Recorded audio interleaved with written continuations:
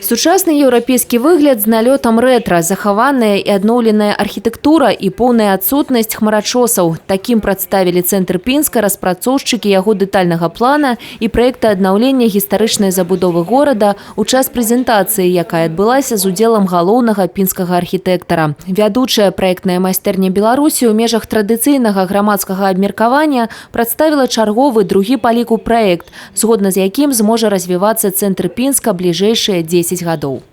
Основные принципы – это функциональное использование территорий исторического центра, максимальная сохранность историко-культурного наследия, которое имеет статус ценности или не имеет статус ценности, максимальная сохранность сложившегося градостроительного ансамбля. Это планировочные структуры города, потому что она тоже представляет интерес. Это, скажем так, Пинск входит в, может, десятку городов, которые сохранили в историческом ядре планировку XVIII века. И это очень ценно. Для майстэрні Беларускага інстытута горадабудаўніцтва пінскі дакумент стаў другім распрацаваным пілотным праектам.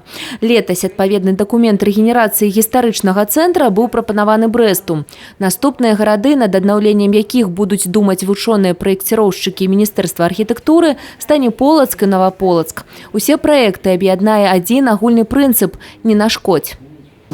Бережное отношение со стороны проектировщика в лице института, бережное отношение со стороны органов управления и бережное отношение со стороны жителя города Пінска. Ашчадна, але з улікам сучасных патрабаванняў у камфорце, мабільнасці і даступнасці прапануюць развіваць і пінскі цэнтр. Паралельна з аднаўленнем існуючай архітэктуры плануецца будаваць і новае жыллё, але толькі малае, сярэднепавярховае. Шматпавярхоўкі таксама прадугледжаны, але на вуліцах, аддаленых ад гістарычнага цэнтра. Сёння ў цэнтры пражывае прыкладна 20 000 чалавек. Па прагнозах, за наступныя 10 гадоў іх колькасць узрасце больш чым на 1500, а колькасць пабудаваных да 30-го года кватэр перавысіць 1300. За кошт выдзялення 3 пляцовак пад прывабныя гатэлі і хостэлы, а таксама ўзвядзення турыстычна-забаўляльнага цэнтра на месцы існуючай прамзоны прадпрыемства «Дынама» прадугледжана удасканаліць турыстычны сервіс.